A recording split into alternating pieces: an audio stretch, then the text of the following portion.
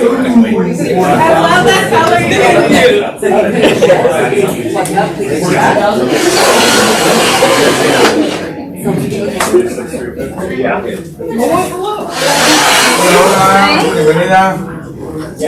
Okay, let's get started now. We want to make sure that we don't waste your time and that we get you out of here on time. Please disconnect from the Wi-Fi, don't block the camera, and silence your phones. We're going to have a very quick meeting, so we allow our broker to go over important information. I'm sure you'd rather listen to him than anything we have on this. Oh, I don't know what is happening. Well, stop. What are you doing? I stop. Slow down. Okay, this is taking too long. Hey. Let's do, to get going, let's do gratitude moments. Or if you have any wins from this week that you want to share with us, just to get the positivity going, that would be perfect.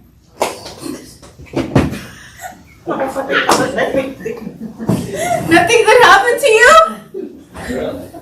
I'll share my BB win of the week since it's risk management. I had a situation come up with a client and something happened post escrow that they were not jazzed about, and they called me and I called BB. I was like, oh, and he had a form and an email ready to go and called me down and talked me through it, and I got back on the phone with my client and she was like, oh, you are always the one with the knowledge. And I was like, and she was like totally calm, handled it very rational, and she's taking steps to deal with it. But it was nice to feel that support of like somebody having your back when it comes to something you didn't see coming. Thank you, BB. Aww, Miss Judy. I have a seller that actually asked me for a price reduction. Oh. That is a win. Good job, Miss Judy. Awesome. One more. I'll express gratitude Let's go. to Ari and Nancy because every time we walk into the office, they're like, "Good morning," yeah, and it just makes you feel so happy to come in. Exactly. I want to back up what Stephanie just said. That's true, and it makes you want to always come to the office. So thank you, Guys. for this warm welcoming and everything. Plus the fashion statement. Okay, I'm gonna say something. Property pitches. Come back for a minute. I just had an idea, and I probably should have talked to you guys. I'm really grateful because we have a special lunch on Friday. And there are many of you in here, at least a few of you, who may want to see the person who's here. We should have her come here before. Julie Watling will be in town. For those of you who, Julie was our MCA and birthed Nancy basically from 2008 to 2015. Yeah. So if you were here prior 2015 or prior and want to see Julie, I'll try to get her in here on Friday. Yes, please shoot us a text if you would, because I don't want to bring her here and then you guys are not here. Yeah. Don't make us feel bad. Sure. Yeah, especially since she's your mom. Don't embarrass me with my mom, please. But yeah, we can have her come in and that way you guys can see her. But yeah, that'd be cool. It's a great idea, actually. You might want to bring it up to Julie too, okay? All right, next. Okay, property pitches. Nothing? Okay. Mondays with Mark. Don't forget to join. This is your opportunity to be one-on-one with him and ask all your compliance questions. Real estate dialogues and conversations. It's been amazing to see Eddie and Broker Bob in the mornings here just like pouring their wisdom onto you guys. So if you haven't had a chance to see them on Zoom or come in person, just make it a point to check them out maybe next week. Who's been to it in the seminar? Tomorrow, Nancy. What Tomorrow. What have you walked away with? Good word tracks. What was it? Word tracks, like how to overcome obstacles and challenges that you might be facing. It's been really helpful. I think role playing has been really great. Everything that's Did it. you learn anything? No, just get yelled at. No, it's great. I really recommend it. Any questions you have, like they'll answer them and Yeah. then some.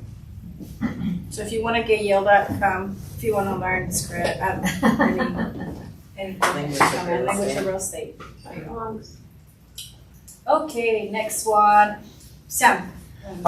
This is next week. It's gonna be in English. Please. Stand up, Sam. Stand up. Stand up, Sam.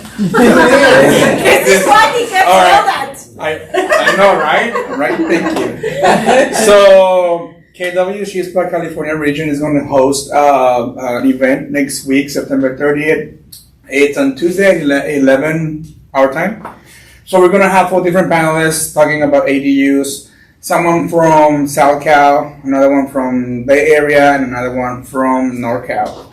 So that way you can know a little bit about all different markets. Is So that only for TSPA members? no, anyone, and it's not in English, so feel free to ask away. Will it be recorded? Yes. Questions? No. All right. Register. Thank you, Sam. No. Alicia. We have some exciting coaching spotlights we want to give to Wendy because she opened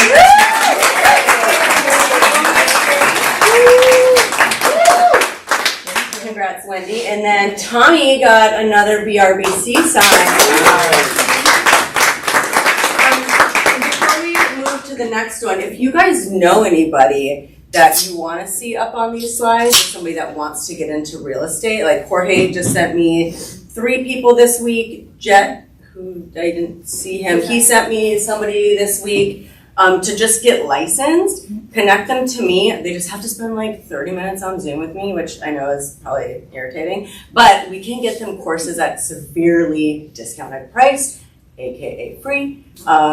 So connect them to me. We'll get them all enrolled in the school, and that's it. Did you have a question, Darren? I have one.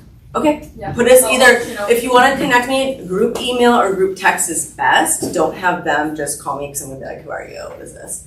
Rebecca, did you have questions? Does it have to be in this particular area? Because I have a friend from Belmont that'd be really interested. So the point of it is we can get them sponsored to the classes for free in hopes that they then join our brokerage. So you can, but if they're gonna probably join Del Mar, then I would want them to go to Del Mar. Make sense? But also if you know anybody across the nation, like it's called K-Score. So if somebody down in Florida, where is Portland's not here? We can connect them to other team leaders and get them connected to the other coaches and get them in courses too. Can I just add on that, if you do have somebody somewhere else, you can still be their sponsor. Mhm. So you can still do that. I have a form template, I'll send it to you, Alicia, so you have it. But we have a form template so that you can be the sponsor that sponsors them going into another KW. You don't have to actually be at the sponsoring market center. So I'll do that too. Okay, thanks. Thank you, Alicia. And Eddie? Cool.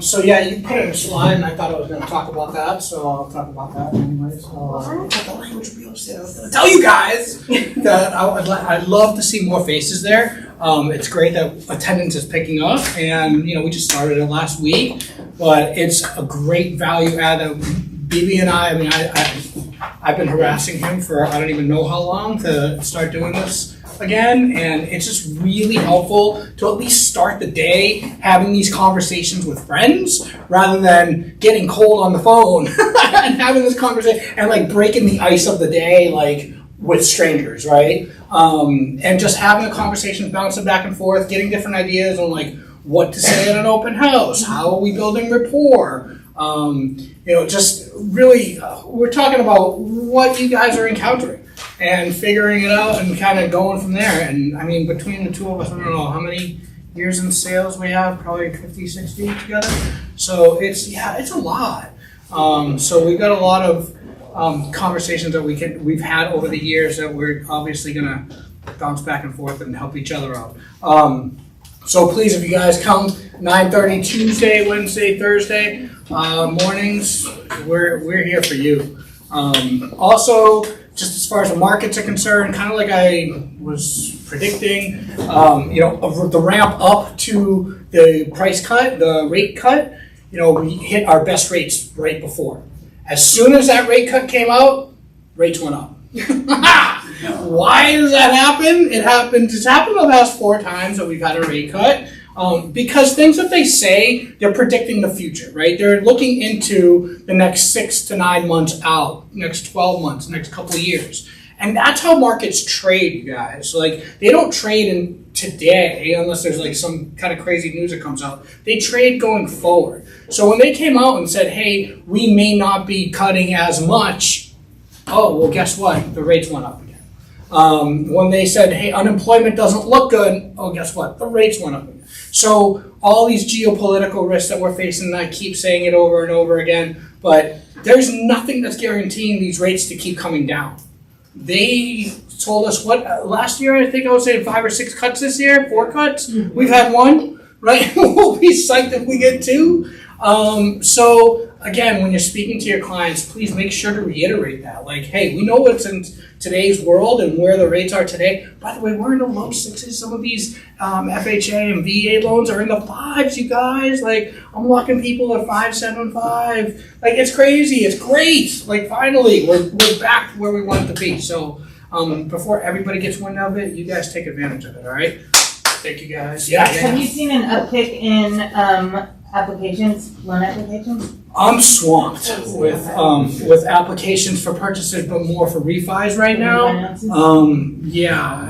have something like 12 loans right now, about $10 million worth of refis. So there's a lot going on with refinances because people that bought over the past few years in the 7 and 8s, they're getting into the 6s, some of them into the 5s, right? And we're doing it where we're not charging any financing fees, we're crediting for the financing fees, so it's essentially costing our clients nothing just to drop their rate. There's been a significant uptick last week or 2, and then it kind of started trickling down over the past 3 or 4 days because rates started going up again. Yep. Also, some sellers are super psyched to get rate buy downs, so you could get under that 6 mark. My sellers would be really psyched to get a rate buy down, get an offer like that in a traditional conventional. And even if you're doing a 2-1 buy down, you guys, on a rate in the 5s, you're starting in the 3s. So, think about that. Cool. Thanks, guys.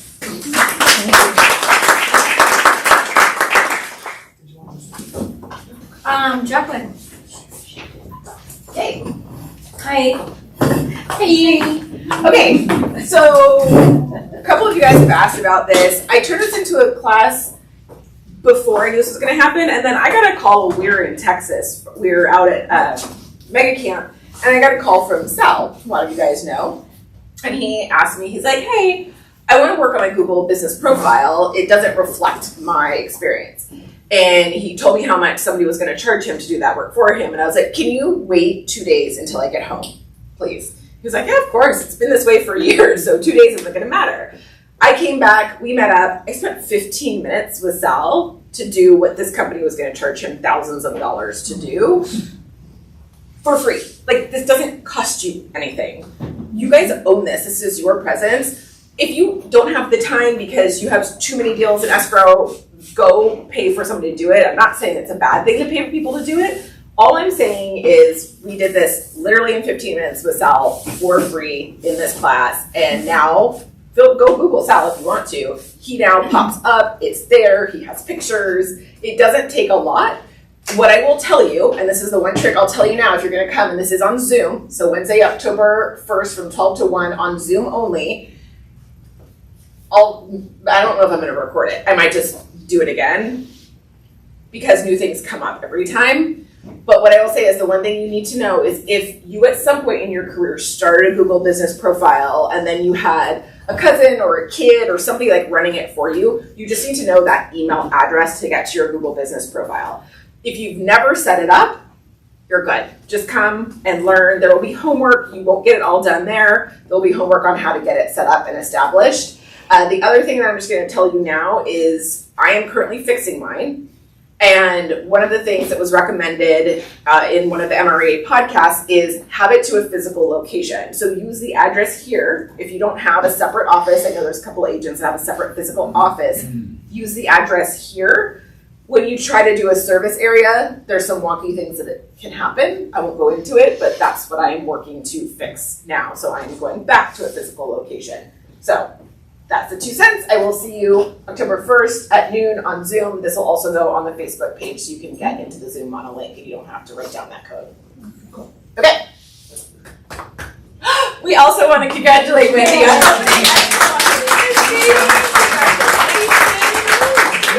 Very excited to see that. So Christine wanted to shout you out and give you another round of applause.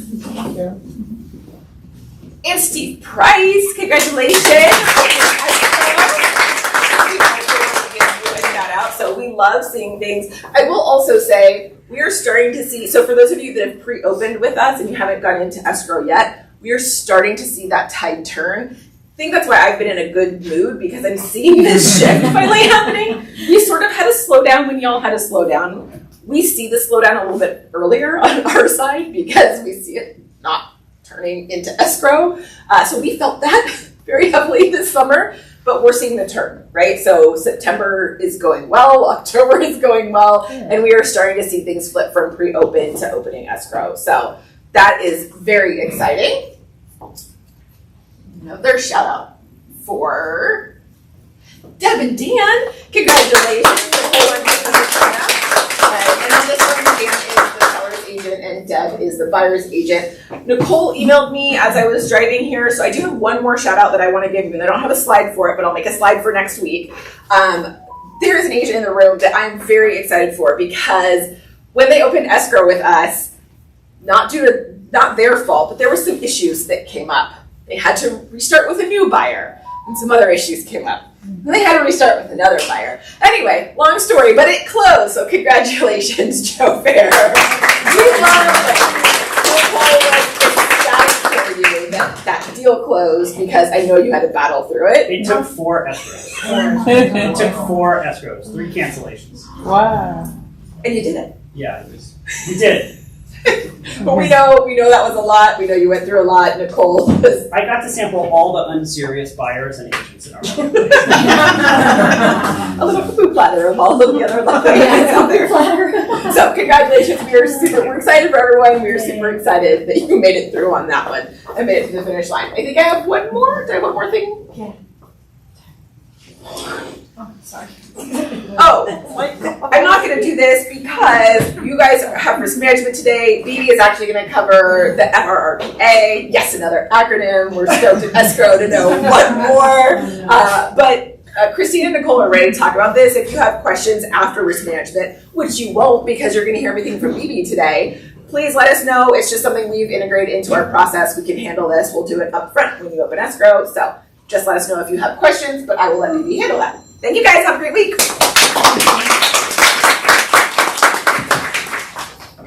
You prepped them really well, Jacqueline, for a new form. They're excited. Their eyes all lit up. John, are you excited? No. I'm sick of all these forms. You and me both. Sorry?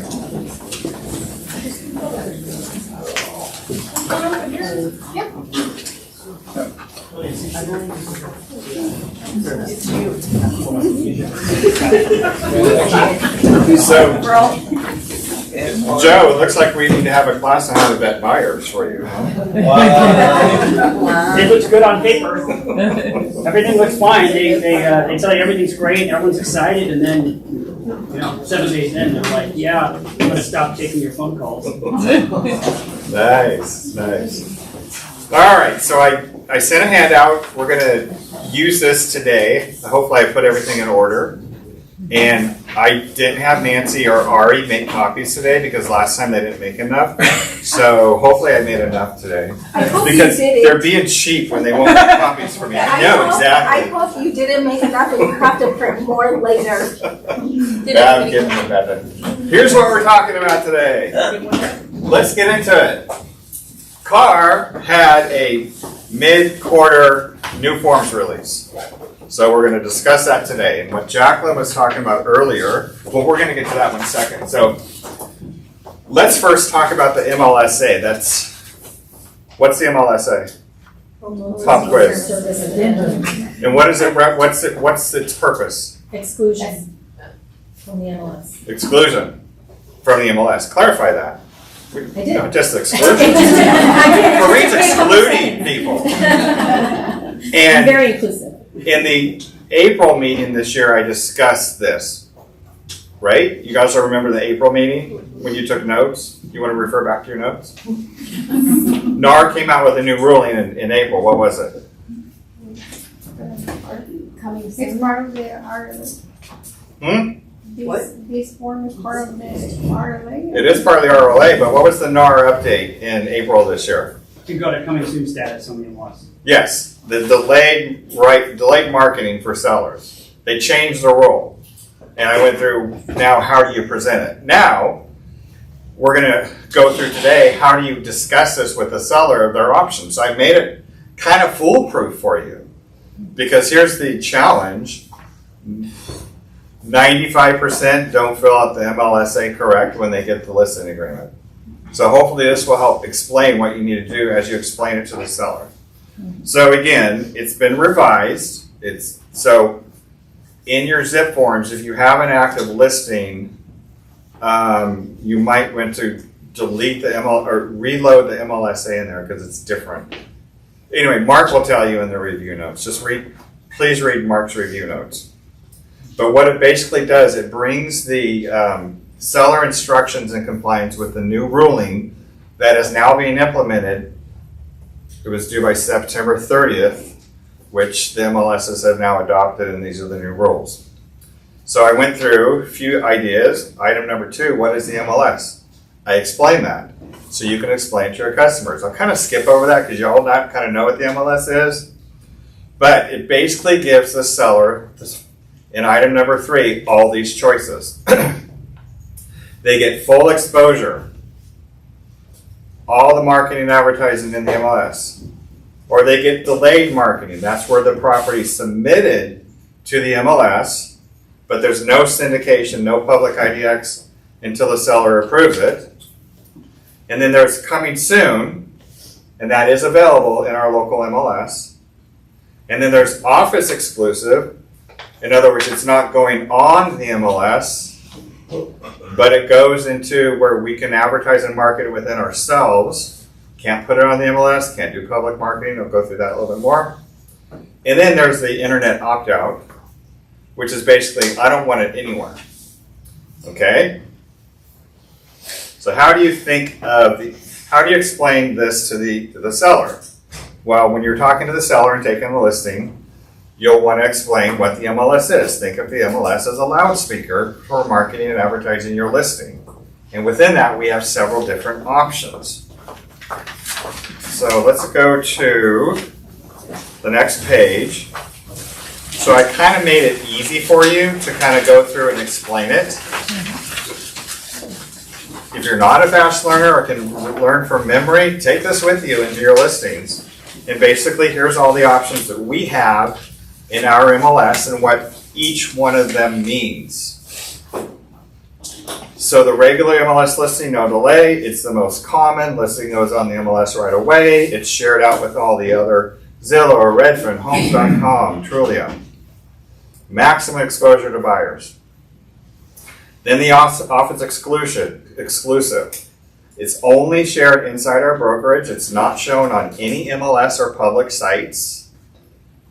So you're not putting it into the MLS. You can't put a yard sign or post on social media. It's meant for sellers who want privacy.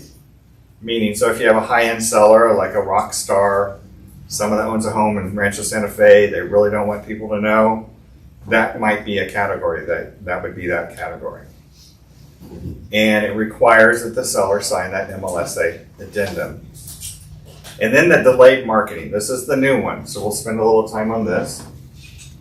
It goes into the MLS right away, but it isn't marketed publicly yet.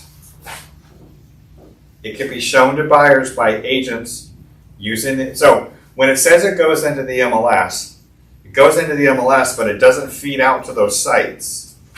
It stays in the MLS, so only other agents can see it. Got that? Mm-hmm. Can be shown to buyers by agents using the MLS. So in other words, if there's another agent on the outside of our brokerage, they see it, they can take their buyers to that listing. Can be marketed by the listing agent, so you can put a yard sign, put it on website, social media, and only us, the listing firm, can market the property at that one time.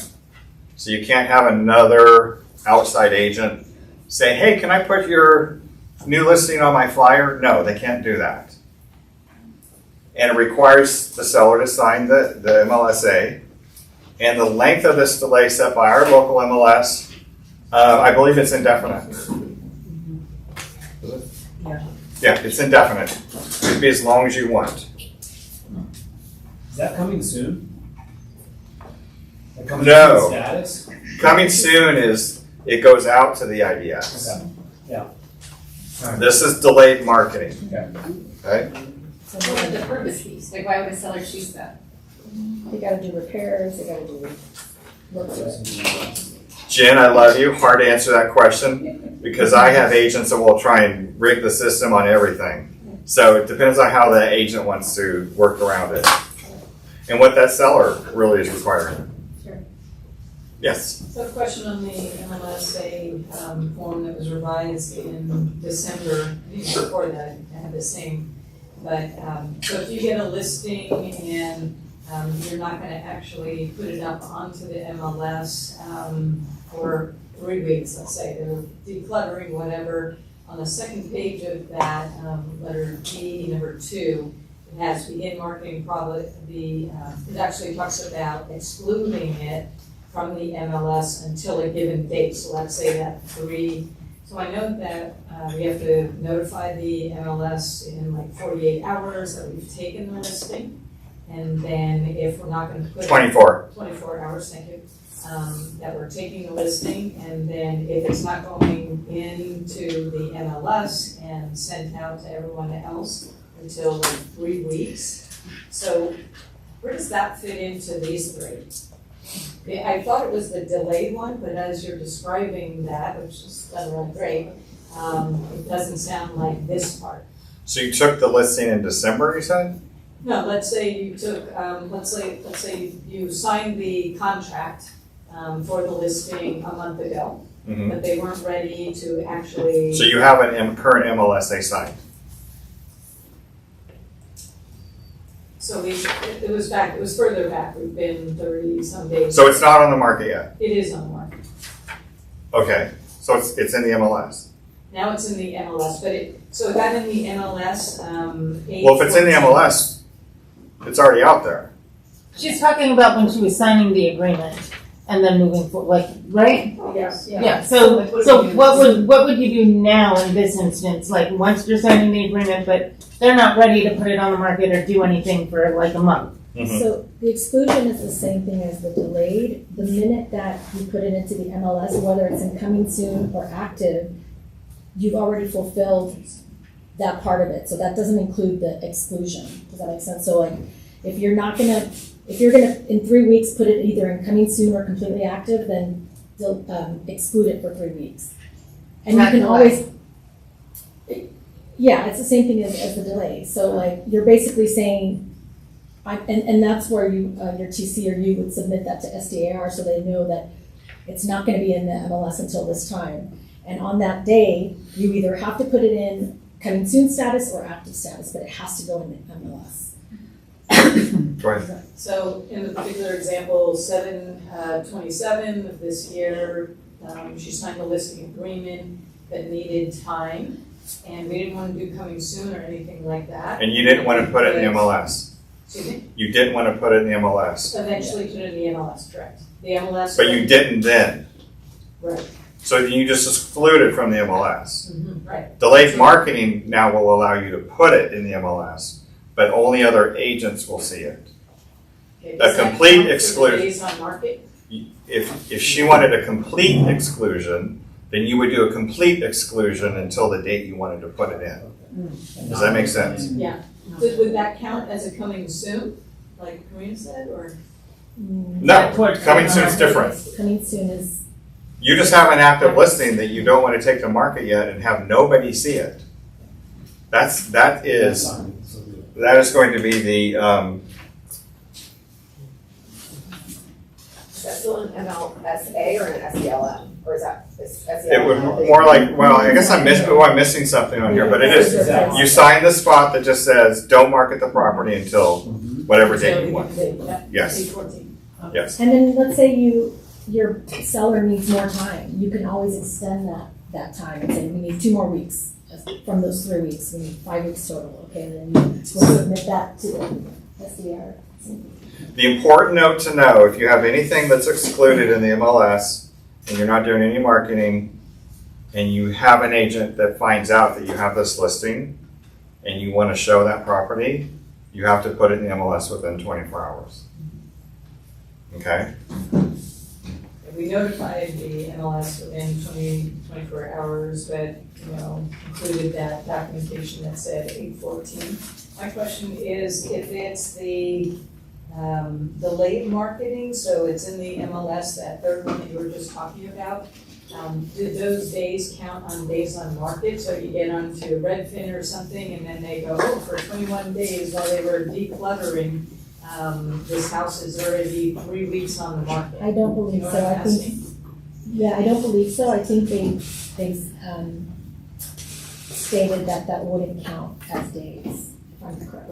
Yeah. I think, right? It's not going to, count as days. If you're excluding it from the MLS, it's not gonna count as days on the MLS. So she's asking the delayed marketing when you have it only open to MLS. That's a question, unfortunately, the MLS is not given the sheet on, but they should have that out this week. That would be the only reason to do it. Yeah. Is if you could expose it to MLS agents about when your days on market wrapped up. You can still do that Well, coming not soon. saying it can still be. It's not gonna count for days. This one probably doesn't. Well, I'm glad it was so clear. I don't think it's. You got it, John, can you got it, ChatGPT right now? Just do a full. Here's what your homework is. Now go read the MLSA and understand it so you can, I'm giving you a breakdown in the sheet, but you gotta read the MLSA so you know what section you need to have the seller sign. I'm explaining what each is. Now go read the sheet and fill out the boxes the proper way for the seller. So when they sign it, you have everything right. Okay? I know this is confusing, I apologize, but it's really once you get into the form and look at it, and I did put it in the clickable links, which you'll all get this today, the new updated form. I just didn't put it in this document. I didn't print it out. All right, let's go into the next one. This is a new one. It's the FRR-PA, which is the Federal Reporting Requirement Purchase Addendum. And this has to do with the new FinSec, or not new, but FinSec, what they're trying to prevent is fraud in real estate and people purchasing real estate with cash.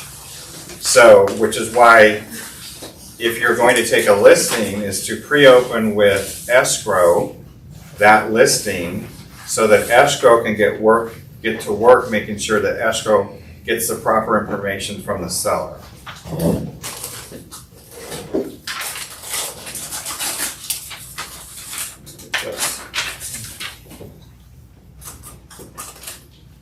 So it's so what is it? It's the FinSec, the rule for anti-money laundering when it applies on single-family residential properties 1 to 4 units, and it's typically when a buyer type is an entity or a trust, and then the purchase type is all cash. So if you have a buyer that's purchasing all cash, not finance, this is when they're going to have to investigate where that money's coming from that buyer.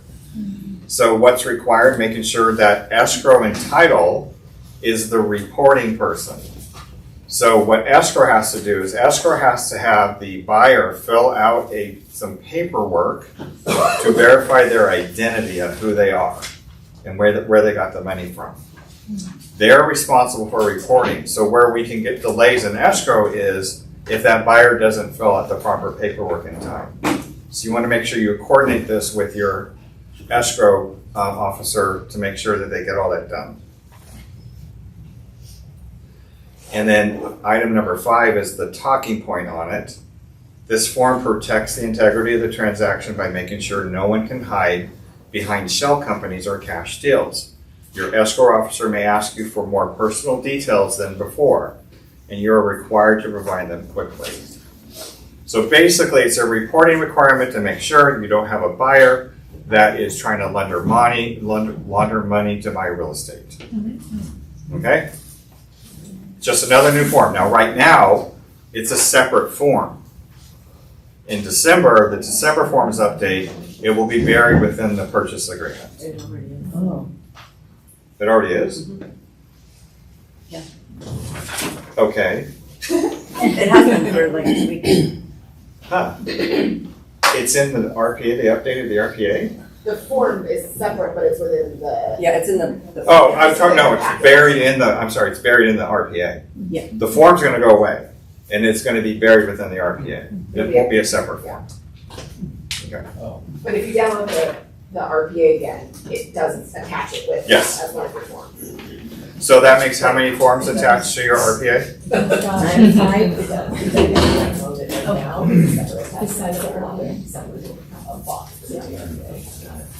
Who's excited about that new form? Okay. Now, let's talk about fun stuff. Let's talk about properties and when we call in, what I talked about this last week. I was going to pitch it. I pitched it last week, or we're going to talk about this week. Intended use of a property. Intended use of a property, and where agents can get themselves in trouble when they market or advertise or make statements as a buyer's agent that you can do something with the property. So what could that be? You can put 2 ADUs and a JADU on this property. Think of the possibilities. And now we're having the unintended consequences of the new ADU laws that allow people to build ADUs. And I'm sure, show of hands in this room, how many buyers have asked you, I want a property that you can build an ADU? Run across it a lot. So now we're getting the unintended consequences of what this, what that new provision to build more homes in California is showing what's happening. So what's happening is when an agent markets or advertises a property, let's say Corrine has a new listing in her MLS. Okay, I have a new listing. In her MLS listing, she puts large back lot, perfect for an ADU. Where could she get in trouble by saying that? Perfect for an ADU. If you can't put an ADU. If you can't put an Did you say ADU? ADU potential? No, because you it can might not have- potential. It might not even have the potential. What if it doesn't have the potential? You just say open Because- possibilities and just leave it there and let them assume whatever. Use your imagination. Well, here's why. Canvas. So here's why. And check burner. And this is a real life. Zoning. And check zoning. This is a real life example that's happening right now. Buyer bought a house, big backyard, wanted to put an ADU. Come to find out, they can't put an ADU because there is an easement on the back of the property, power or something like that. So now they can't build an ADU. But it was listed in the MLS as large backyard, perfect for ADU. Intended use. So I say this not only for the listing agent to be careful about your words, but as a buyer's agent, be careful about what you tell a buyer that they can do with the backyard, because you don't know. You're not an expert. So is the MLS description looked at as a disclosure now? Could be. Really? You know how many advertising? You know how many cases pretty much every one of my cases has the buyer said, well, it said so in the MLS. Yeah. It is deceptive. What John's saying, it's just marketing. Yeah, but if it's deceptive marketing, that's still illegal and fraud. So I do a lot of work with for development sites, and so whenever it turns into an actual listing as opposed to an off-market sale, I just go to one of my architects and I get them to produce a report. I have to pay them, but they produce a report that basically says here are the scenarios possible, and I talk about that in the MLS, and I say per for architect's report, and then I include that report in the document set. That's smart. And I basically just point them all the way back to the architect, and his information is on the report. That's brilliant. That's awesome. And then Joe. you're just done. That's practice. What about title? Don't they distinguish if something has an easement? Well, here's another thing. Who doesn't read their title report like you're supposed to? Show of hands, who reads every title report, front to back? I do. Front to back. Who was in Ryan White's class a few weeks ago? I'm It's gotta all be here. I mean, it like made it so easy to understand the title report because back in the dark ages when Ashley and I got in real estate, it wasn't that easy. We actually had to read the whole thing, but they made it so easy. They have the important points. Categorized and color coded. Yeah, so we can understand it now. But you should be reading the PR if you're a listing agent to make sure you're going to market and advertise the property right. Yeah. And then also if you're a buyer's agent, read that PR too. Ashley. So I'm just gonna go one step further. Yes, obviously that's all correct. And I live, you guys may not know, I live out in Hamul. I have an acre of property. It's a big property. I added an ADU and we almost couldn't do it. We were zoned for it. We obviously had the land to do it, but there were underlying things in the ground, i.e. septic, that the county came out and said, you cannot build on this because you need to leave that part and the entire half of the property for the next septic field. So we had, even though we have an acre, a tiny little fraction of the property, we actually had to reduce the size of the ADU because it wouldn't fit in the footprint the county would allow us to build on. There was no way anything could have told me that prior to getting into the process. So just don't say, we've seen this with pools. Great property to put a pool on. Right. I was gonna Don't say that. Example. So this intended use thing, right at the very top, agents must be extremely cautious about referencing the intended use of a property. For example, perfect for adding an ADU, great for a short-term rental, or ideal for multifamily development. Who has seen that in some of the MLS listings you've looked at, right? So many of them. Here's the risk. Easements, zoning, HOA rules, city ordinances may prohibit the use. If buyers rely on the marketing and later discovers the intended use is not allowed, the agent and brokers may face liability claims for misrepresentation. Even if the buyer doesn't pursue legal action, this type of language may trigger ethics, complaints, DRE discipline, or E&O claims. Best practice is market only actual verifiable features of the property. Lot size, bedroom, bath, square footage. Avoid what it could be or speculative statements about future use unless there is written, verifiable, approved, i.e. a city permit on file. And if a seller insists on advertising potential uses, add a strong disclaimer directing buyers to verify with the appropriate authorities. And when in doubt, leave it out. Better under promise and let the buyer's due diligence confirm possibilities. So for risky, an example, risky, plenty of room for an ADU in the backyard. Here's a safer, large backyard, buyer to verify potential for additional structures with city. Perfect way to phrase it. Phoebe, I had a situation where I was. You are a situation. I am. Can you handle it? I had a situation where I was selling land and there was a question. My buyer, my seller, when they had bought it, was under the impression that you could build on it, and there was still nothing to say that you couldn't build on it. Well, one of the potential buyers, and they went to the county and there was questions all of a sudden out of the blue, can you build on it? They felt that you could not. So I went to my title rep, Ryan White, and so lean on your title reps too, because they can oftentimes get this information for you. He actually contacted the county for me and was able to send me the email where the county actually said, yes, it's buildable, blah, blah, blah, blah. So if anything, reach out to your title rep and have them, at least, it doesn't mean that the buyer can't do their own due diligence, but at least if you have that'll help your sellers or whoever to show, hey, as far as we know, it's okay. This guy's saying.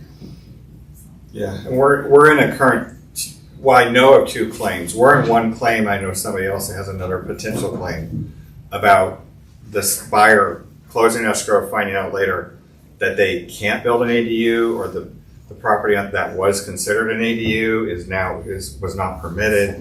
So they can just be really messy. So my advice on any properties with ADUs or additional, like granny flats, make sure you counsel your buyer to do a lot of investigation. You put it in writing, okay?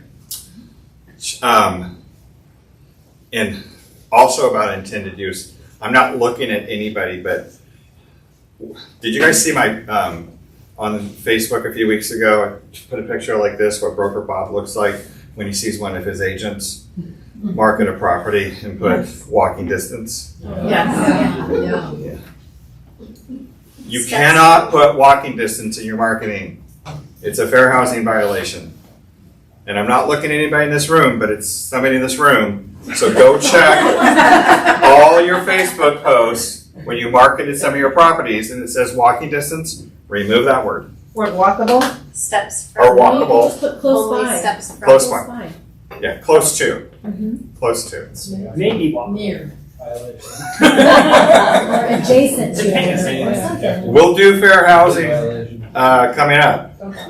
Where you get violated.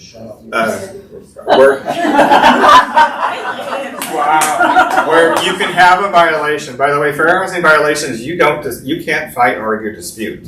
It's in black and white. You want to know what a fair housing violation will cost you if somebody turns you in and you have walkable in your description? $2,500. You pay the lady, you can't even argue.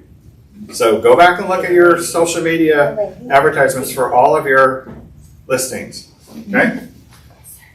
I'm only trying to help you. AB 2992 versus NAR settlement, perils of not getting paid. So remember AB 2992 is what? For those that remember? No showing homes before having a POC. It's the law in the state of California that was passed in January of this year that you have to have a buyer-broker agreement before you can take a buyer out to look for properties.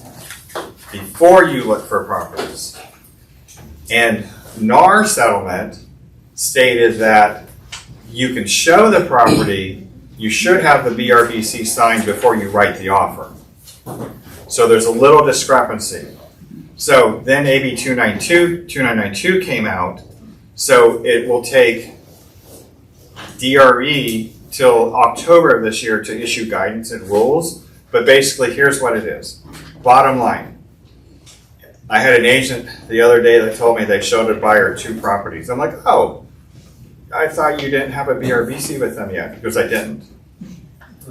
If you don't have a BRBC signed with that buyer prior to taking them out showing a property, you risk not being paid and working for free. So make sure you have BRBCs on every buyer you take out, at least before you show. Don't be showing without that, okay? That's the risk of not having that. Tip of the month. This came up this last week. The MLS had inaccurate information in it that the seller, after being on the market for 340 days, complained to the listing agent that it was wrong. When I asked the agent, did you get the seller to sign the all fields MLS printout? Their answer was no. I said, well, you might want to start doing that in the future, because what the full MLS printout does, it verifies the accuracy of the information that you put in the MLS. And it's a seller's signature on it. It is a required document to open a transaction, but it's also a risk management issue, because now the seller is mad that the wrong information was in the MLS for over 300 days. Okay? So as a standard of practice, you should be getting the seller to sign on all of your listings the full MLS printout. Okay? And that's found under, in case you don't know, all reports down beneath the details. It'll say all, above it, it'll say all fields. Sorry. I just was checking on the current listing agreement, and it still has on the template, when we can click and have the template, like propagate the doc file, and it still has the old MLSA in that. Do we have to take it out? It's like, is that something that someone here at the Market Center? I would just delete the existing MLSA and then bring in a new one. So to delete, we have to take it out and separate out the PDF and then reinsert? That's a zip forms question I can't answer. Mark, Yeah. doesn't Mark update the templates? So this is a mid-quarter issue, so there's some technical stuff that has to go on, but you can bring in a new MLSA in your zip forms. If it's not already, But then you have two of them, so I'm figuring out how to get this so out. just do the right one. Just do the right one and try. Yeah. What she needs is one of them is already in the RPA packet. Yeah, just Right.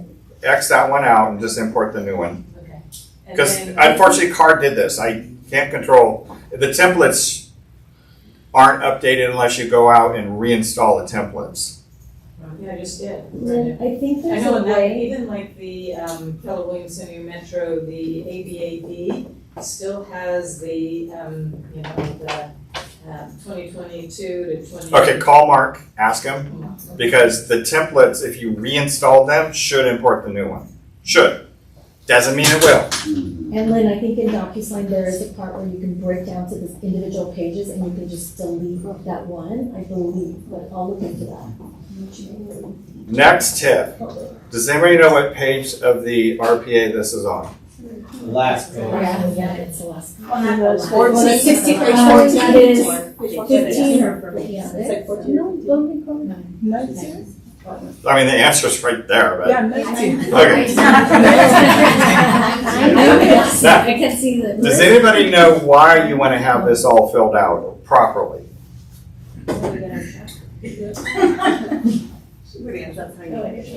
Well, it's how you get paid. Well, the seller's gonna sign that and so is the buyer actually, so that's, I mean, it's information, it's important information, you have to put the right people who are representing Escrow you. pulls the information from Right. it for their file. And actually, I think right below that is where the escrow acknowledgement is, isn't it? Mm-hmm. And they have to acknowledge that's their email, so they can't say they didn't get it if it's the right email. What was this? The email that's listed by the other realtor, they have to confirm it's correct by signing it, because if I send them something to that email, they can't say they didn't get it if they confirm that with their email. So here's what happens. 50% of the contracts don't have all this filled out. And then what happens when we get into an issue of where a buyer or seller might need to issue a notice to perform, if there's no email address for the agent, then the agent is unable to accept delivery of that notice to buyer to perform, which would enact certain timelines to protect your principal in doing what you need to do to protect them. This happened a few weeks ago where it wasn't filled out, and the seller needed to send a buyer a notice to buyer to perform because they really wanted to cancel on this buyer because they were not performing. And we represented the seller, buyer was on the outside. And because that was not filled out properly or confirmed in a counteroffer, so if you're a listing agent taking an offer and this is not filled out, you need to reconfirm it in the counteroffer to make sure for delivery that if there's ever any challenge in the transaction, you just send a notice to buyer to perform that they will accept the delivery, or you just add the attached DEDA, which is I forget what it's called, but it confirms where else you can send it. I know Steve gets a gold star today because if he represents buyer and seller, he has two separate emails for the buyer and for the seller. He does it the right way. You get a gold star, maybe even a platinum star today. You did it the right way. Okay? So please, moving forward, make sure this is filled out in whole and entirety. Because if you're representing the buyer and you need to send the seller a notice to perform, then you want to make sure that that agent's able to accept delivery of that. And there's a way in zip form, which I'll teach at a later time, but it's a way to ensure that that information is always populated in there. It's just a first step you want to do in zip forms, and it'll populate it on all the forms, including. I was gonna say, if you do MLS Connect, it populates everything. Not I mean, you just have to not confirm the that they email did. address or the phone number, which is what he's talking about. Yeah, no, it does populate. Sometimes it doesn't do it, though. I mean, It's you weird, just have because to if they confirm, don't yeah. have it, yeah. For the most part, it does. And I know this is all basic stuff, but this is my tip of the month. Okay? And then we have a few minutes. So we're doing our best to help you guys get more business in this office. And Ashley's bringing in some great stuff that we'll unveil in a few weeks. And a few weeks ago, we talked about the more seller financing. Does anybody have questions on how to really go out and maximize how to use the more seller financing for those that know about it? If you don't know about it, it's okay. You're all looking like, what is he talking about? Yes, you wanna give us some tips? I mean, if I was in your shoes, I would be using the more seller financing like I would take it and use it as a golden letter. So basically, here's how the program works. You have a seller that's sitting there with a 2.5% mortgage rate, really wants to sell, but doesn't want, because they need to go buy a bigger house or downsize, but they don't want to get rid of their 2.5% mortgage rate, right? Because they don't want to go into a 6.5. The more seller financing allows an alternative for them to be able to do that. So what I would be doing is pick a geographic neighborhood, get with title, and say, pull me all the loans that are less than 4%, because I want to send a golden letter out to those homes. And you can zero in on those people and send them a golden letter stating exactly the marketing message to have them call you, because you have a financing alternative for them that will allow them to sell their home with that 2.5% mortgage rate and buy another thing and still pay a low interest rate. So we'll talk about it more, but I wanted to just bring it up again in the last few minutes I had, that if you really want to capitalize on it, come see me and I'll tell you what you need to do. I spoke with the marketing team last week, and I'm going to just take the lead on it and make sure that everybody knows what this program is, because it's a really good alternative. Think of those sellers that have the golden handcuff that want to sell it. So, Brooke, I have a question about that. Yes. I actually did look into that, met with one of our sellers as a possibility to entice buyers, coming in with the seller financing. There's like a gray area where if they refinance before the 3 years, my seller would lose a chunk of money, so she would have in effect sold well below that price point. And so is there any recourse, like if we sent out, the golden letters, all these, and then we get a listing, and then could that come back and shoot us in the foot? We are letting more explain the program and letting the seller make the decision if they want to do it. We're presenting an option. It's up to them whether or not they want to engage in that option. And the sellers, when they get that far down the road, the seller is involved in the terms. So they could write it in, not that it happens very often, but that there's a prepayment penalty in order to bridge that gap. So we were asking what kind of safeguard would she have, and You could. Most of their loans don't have a prepayment penalty, but the seller's in the driver's seat in terms of negotiating the terms. What we want to do, the reason this will consummate some deals. That's not the reason I wanted to go this route. I wanted you to have a different conversation to open up the lead gen for you. So if it gives us 2-3 extra closings a month, awesome. But if it gives you 100 more leads a year, that's the goal. Does that make sense? It's thinking outside of the box with your lead generation, because the traditional lead generation, as you saw in Ashley's stats last week, we're at half of where we should be. So we got to do something to free up that inventory. And I want to clarify something, because Sarah talked to somebody probably in the room this week, and I did stats last week, And I thought I was really clear to say that it was the lowest June, July, and August in terms of closed units ever for the county, for our MLS, not for us, not for Keller Williams. For the entire MLS, it was the slowest selling summer ever. So you guys know, it's not an us problem. It's a market. No, we're actually up. Yeah. Our office is up in regards to numbers in the metro market.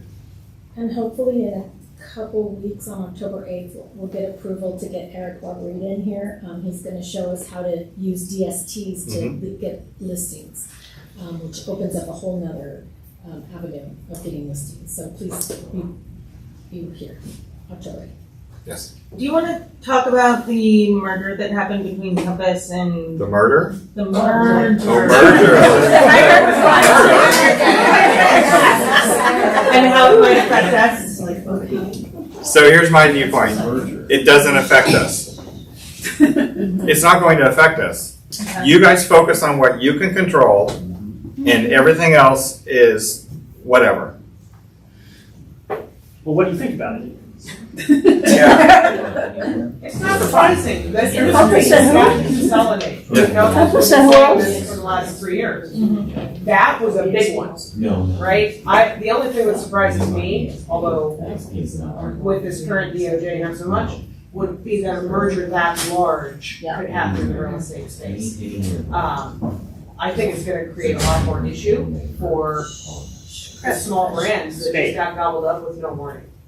Because most of those are owned by people like me, individual franchise owners, and they find out, I mean, obviously we had a capital come into Keller Williams, but it didn't change the entire culture of the company. In fact, that was really protected. Imagine being a Better Homes and Gardens, which by the way, their agents tend to be older, very much not tech savvy, and all of a sudden now it's coming.